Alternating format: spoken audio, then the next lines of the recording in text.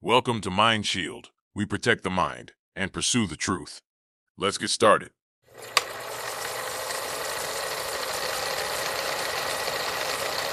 What if the first real crack in the wall does not come from a press conference, a university lab, or a congressional hearing, but from a hidden file buried inside a criminal empire?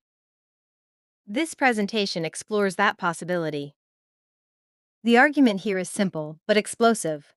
If a document tied to the Epstein files contains language describing electronic harassment, induced hallucinations, RF-based coercion, and neurological intrusion, then the public conversation changes overnight. What was once dismissed as fringe is no longer confined to rumor.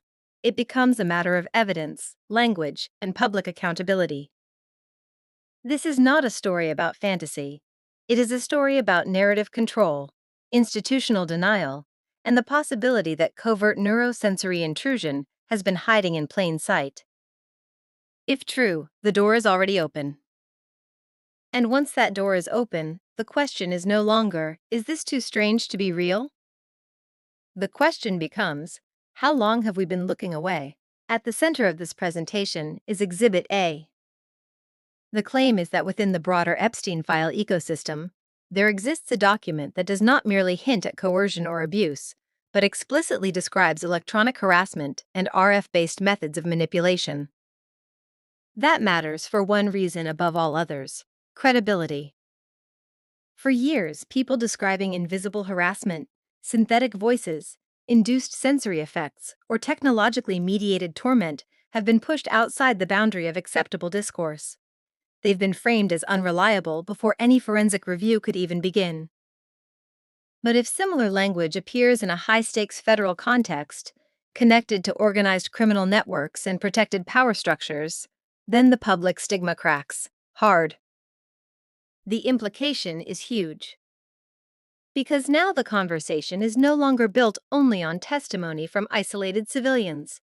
It is tied to a file with institutional gravity. And gravity changes everything. This is where the old script begins to break down. For decades, the labels came first: paranoia, schizophrenia, tinfoil hat, impossible.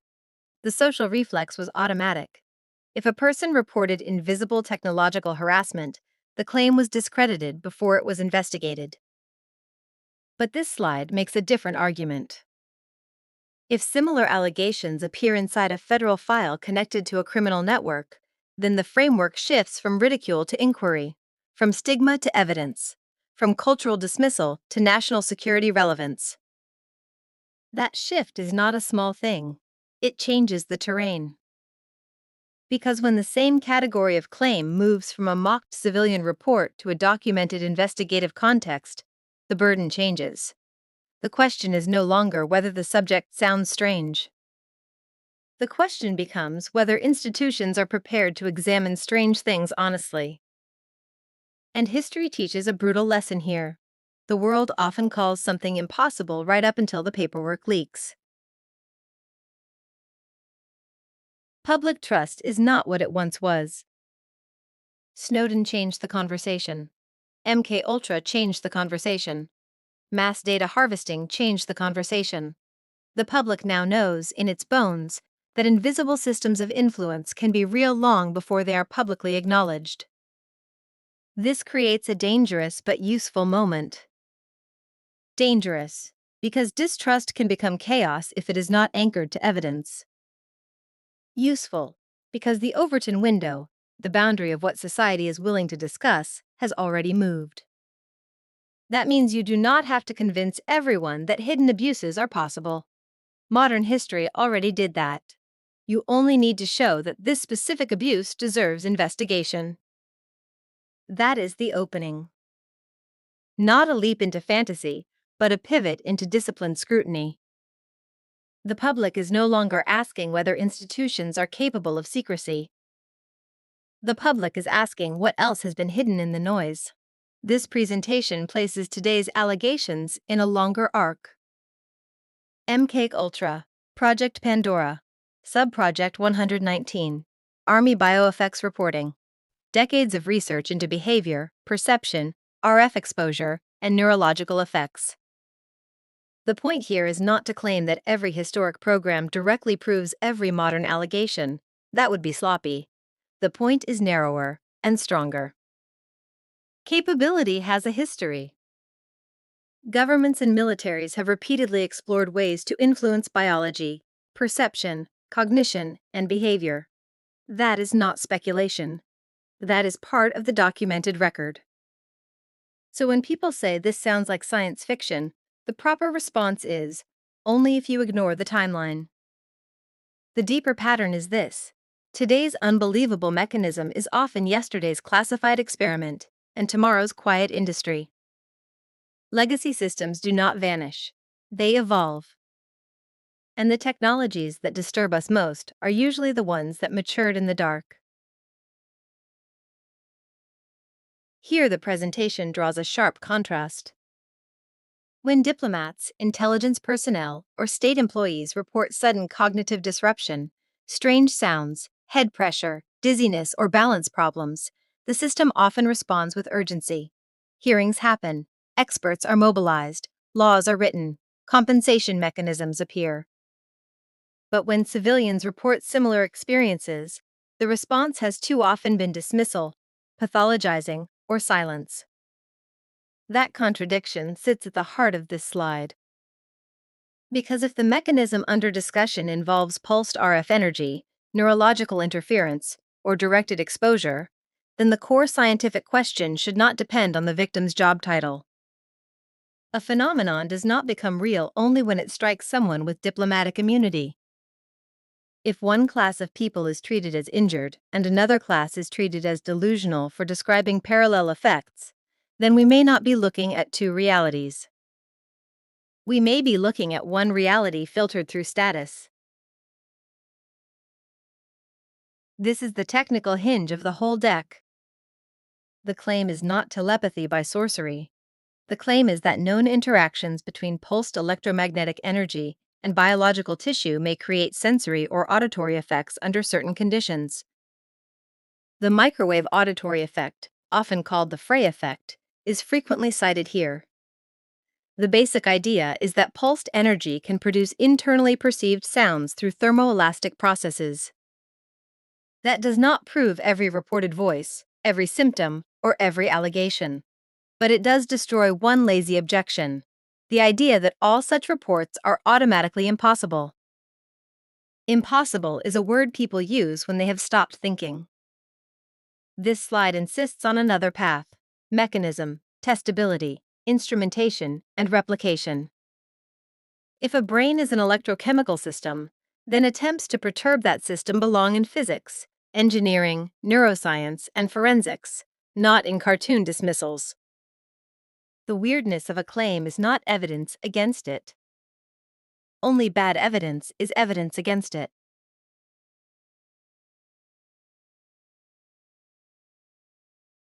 Now the presentation widens from mechanism to method. The model here is a kill chain, not always toward death, but toward neutralization. Selection and surveillance, profiling, sensory harassment, sleep disruption, confusion, social isolation, psychiatric framing, credibility destruction. This is a coercive architecture. The thesis is that the objective may not be dramatic public violence, but something quieter, and in some ways more sinister: the erosion of a person's function, relationships, employability, and testimony. That is why the phrase soft kill appears in this logic. Not necessarily a body on the floor, a life dismantled in layers. And what makes that so effective is deniability. If the harassment leaves little obvious trace, and the victim is pushed into reactions that make them look unstable, then the target becomes both wounded and discredited. That is an operator's dream. A crime hidden inside the victim's own loss of credibility. This slide describes the denial loop. A person reports invisible harassment. Authorities ask for physical proof. The person lacks specialized instruments. The case is redirected into psychiatry. A diagnosis or stigma attaches. Credibility collapses. The harassment, if real, continues beneath the cover of disbelief. Round and round it goes. Now, to be clear, real medical and psychiatric care matters. But this presentation is focused on a different risk: the possibility that technological abuse can exploit existing diagnostic reflexes as camouflage. That is what makes the loop powerful. Not merely that people suffer, but that the structure of institutional response may unintentionally, or in some cases conveniently, prevent proper technical investigation. A closed loop is a beautiful prison: clean, bureaucratic, self-reinforcing. And once someone is trapped inside it, the burden of proof becomes nearly impossible to carry alone. Which is why the next move cannot be more guessing. It has to be better detection.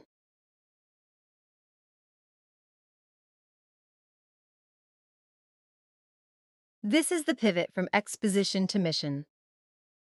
Mind Shield is presented not as a panic response, but as a discipline: mental independence, neurological defense, and evidence-first investigation into covert neurosensory intrusion. The motto says it cleanly: we don't guess, we detect. That matters, because chaos helps perpetrators. Sloppy language helps perpetrators. Unsupported claims help perpetrators. Emotional overreach helps perpetrators. A shield is not built from vibes alone, it is built from procedure. Observation logs, environmental baselines, device inventories, timeline reconstruction, symptom correlation, secure evidence handling, credible language, controlled escalation. In other words, security mindset.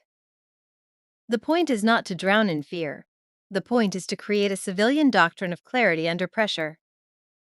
Because if the attack surface is invisible, then discipline becomes armor. And if the mind is the contested space, then protecting judgment is the first line of defense. This slide gets practical. If invisible harms are to be taken seriously, they must be translated into admissible patterns. That means instruments, not just anecdotes. Spectrum analyzers, thermal imaging, software-defined radio, environmental correlation, repeatable capture methods. The mission is straightforward: turn the invisible into the admissible. Not because every signal proves an attack. It doesn't. The spectrum is a jungle. Noise is everywhere. False positives lurk like little goblins in the machinery. But without instrumentation, the victim is trapped in pure subjectivity. With instrumentation, even partial anomalies can begin to form a pattern. This is where credibility is rebuilt: one timestamp, one baseline, one captured deviation at a time. Good forensics do not begin by proving the biggest claim. They begin by proving the smallest reliable thing. Something changed. Something was present. Something repeated. Something correlated. That is how cases are built. Brick by brick, not thunderbolt by thunderbolt.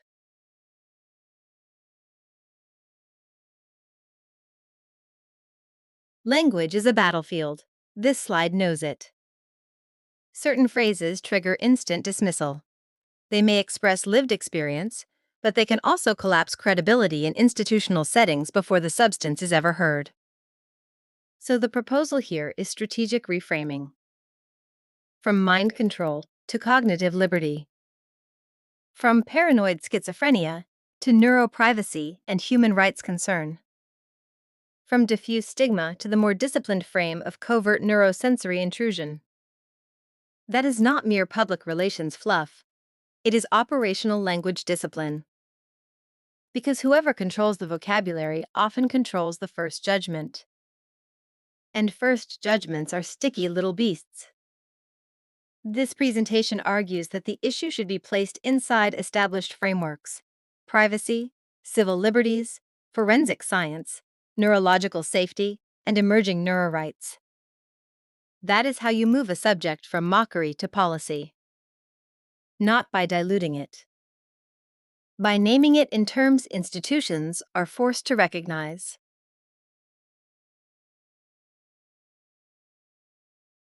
Evidence without action becomes archive dust. So this slide maps the next front: legal and political pressure, congressional investigation, municipal and state precedents, human rights language, international recognition, pressure through hearings, resolutions, watchdog groups, and public interest law. The key idea is this: if technology can enter the mind space of a person without consent, then this is not merely a niche technical issue. It is a civilizational boundary issue. The old frontier battles were over land, air, sea, and cyberspace. The new one may be over cognition itself. That means accountability cannot be left to rumor channels and internet folklore.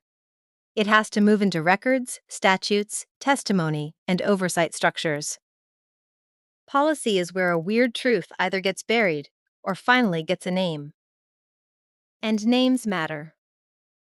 Because once a violation is named in legal language, it stops floating as a ghost story and starts hardening into something institutions can be forced to answer. This may be the darkest slide in the deck. Because even if today's most severe allegations remain contested, the forward risk is obvious. Consumer neurotechnology is expanding fast. Brain-computer interfaces, biometric wearables, focus tracking, stress detection, reaction time analysis, neural data streams. These are no longer sci-fi props. They are market categories. That means the threat surface is widening. Yesterday's covert transmitter becomes tomorrow's app ecosystem. Yesterday's classified edge case becomes tomorrow's data brokerage model. Yesterday's targeted victim becomes tomorrow's average user. That is the warning. The mind has no natural firewall against a culture that treats cognition as harvestable data. So even people who reject every controversial claim in this deck should still pay attention to the trend line. Because the privacy question is not going away, it is accelerating. The battle over neural sovereignty is coming, whether society is ready or not. The only question is whether we confront it early or after it has already been normalized.